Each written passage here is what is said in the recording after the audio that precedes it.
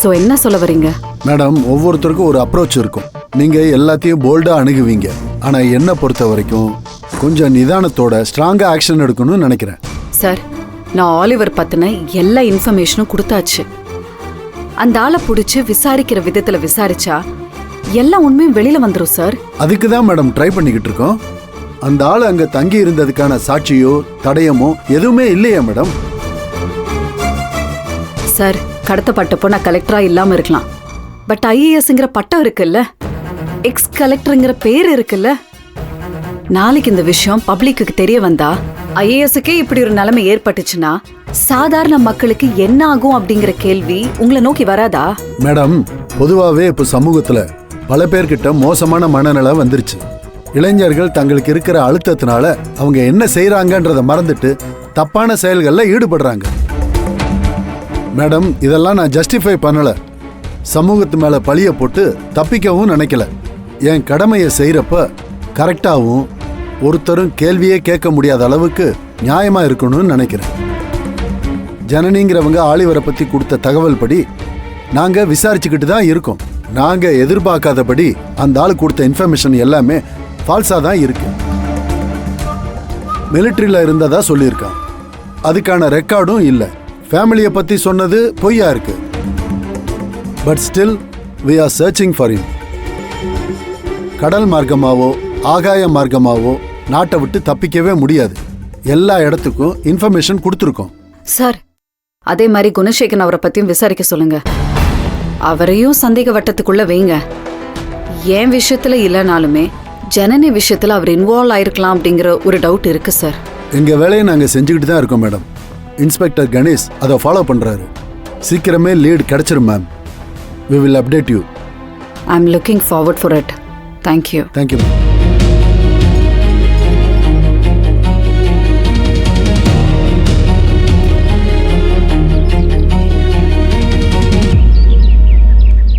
Hey, Madi. தங்கம், ஓய், என்ன மதி, இவ்வளவு நாளா எங்க போயிருந்த?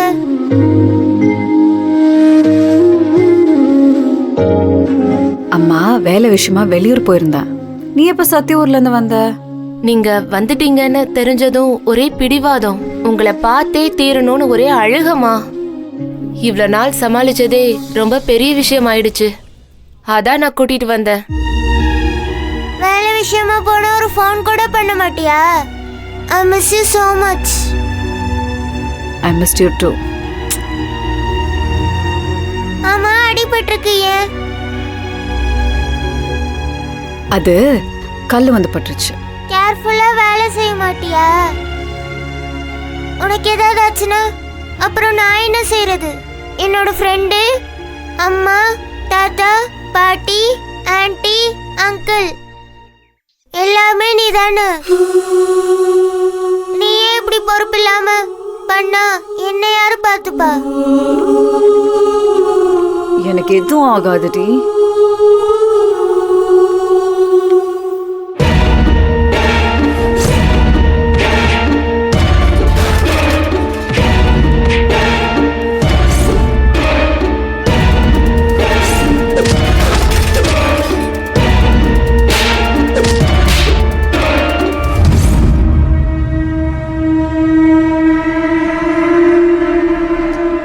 சரி, போய் கார்ல உட்காரு, நான் வரேன். திரும்பவும் வேலை விஷயமா போறேன்னு சொல்லிட்டு எஸ்கேப் ஆக மாட்டல? போடி.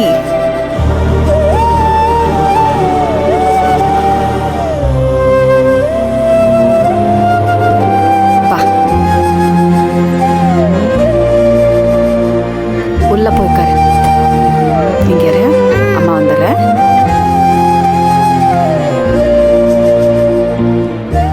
என்ன சத்யா, ஏதோ அர்ஜென்ட்டா தனியா பேசணும்னு மெசேஜ் போட்டிருந்தீங்க. நம்ம வீட்டுக்கு போய் பேசலாமா இல்ல நம்ம இங்கே பேசுவோமா? அத்விகா அப்பா சைட்ல இருந்து ரொம்ப பிரஷர் போடுறாங்க.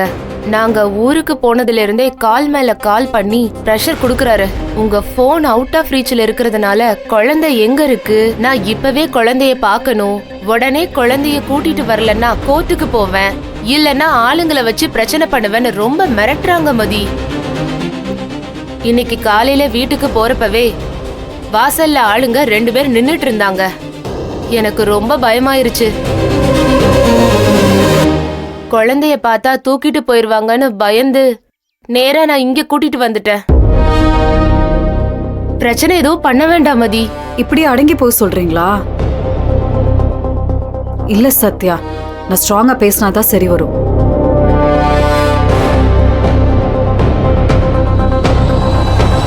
எதுக்கு ஆளுங்களை அனுப்பி பிரச்சனை பண்றீங்க? வாட்? உங்களுக்கும் குழந்தையா? அது இப்பதான் கொஞ்ச நாளா ஞாபகத்தில் இருக்கா? No no no, I cannot take this anymore. தொடர்ந்து பிரச்சனை பண்ணா நான் கோர்ட்ல கொடுத்திருக்க விசிட்டிங் டைமும் கேன்சல் பண்ணிடுவேன். ஓ அப்படியா? Good, please go ahead. என்கிட்ட இருந்து என் குழந்தைய பறிச்சிட முடியுமா உங்களால? All the best, try best.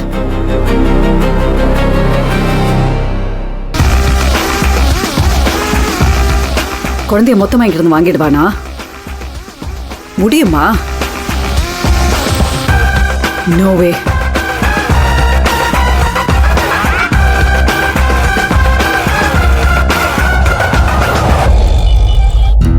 அக்கா, லலிதா டாக்டர் இருக்காங்கல்ல, அவங்க ஆஸ்பத்திரிக்கு தான் வந்திருக்கோம். இந்த ஸ்கேன் எடுக்க கூட்டு போயிருக்காங்க.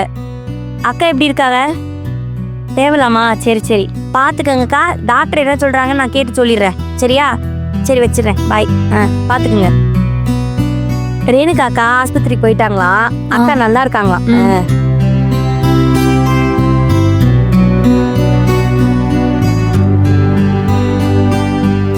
டென்ஷனா இருக்கா?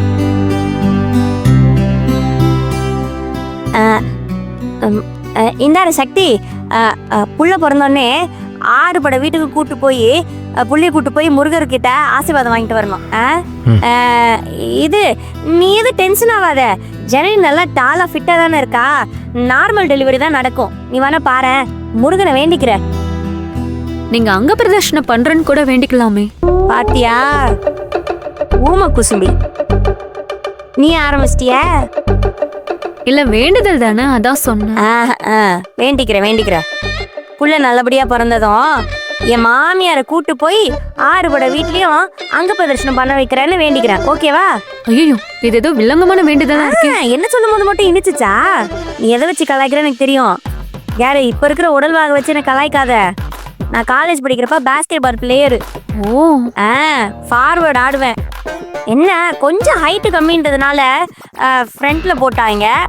ஆனா ட்ரபிள் பண்ணிட்டே போய் ஷூட் பண்ணிடுவேன். எங்க கோச் எனக்கு கண்டிப்பா இருந்தாரு. மொத்த ஆட்டத்தை நீயே ஆடாதன்னு வாரு.